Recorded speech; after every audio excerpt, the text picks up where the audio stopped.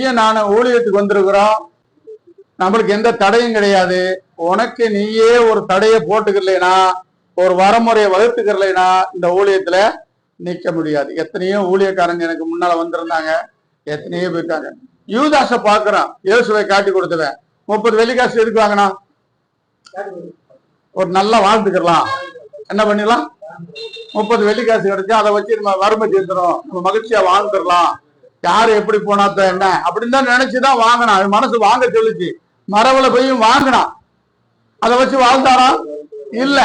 அப்ப அவன் உள்ள என்ன செய்யுது, அந்த கெடுதலை தேடி போறதுனால அந்த காசவே போட்டுட்டு அவன் நாட்டுக்கே செத்துப்பான். ஆக இயேசுவுக்கு பின்னால ஒரு பெரிய மனுஷனா வாரக்கூடியவன், ஒரு பரலோக ராஜ்யத்துல இருக்கக்கூடியவன், பேதுரு சொன்னது போல துணியை போட்டாலே சுகமாக்குற அளவுக்கு ஒரு வரம் பெறக்கூடியவன், ஒரு 30 வெள்ளிக்காசுக்கு ஆசைப்பட்டு பிசாசு அவனோட பேசி அவன் செத்து போனான்னு பாக்குறான். நம்மளை விட நல்ல ஊழியக்காரன். அல்லேலூயா. யூதாஸ் யாரா? நம்மளை விட. ஏன்னா பணப்பைய அவங்கிட்ட தான் இருந்துச்சான், அதான் முக்கியம். என்ன இருந்துச்சா? பணப்பைய. இயேசுக்கு டீ குடிக்கணும்னால யாருக்கு கேட்கணும்? அவ்வளவு அந்த 12 பேத்துல அவ்வளவு ஒழுக்கமா இருந்திருக்கான், அவ்வளவு நல்லவனா இருந்திருக்கான். அதனாலதான் பணப்பைய அவங்கிட்ட போயிருக்கு.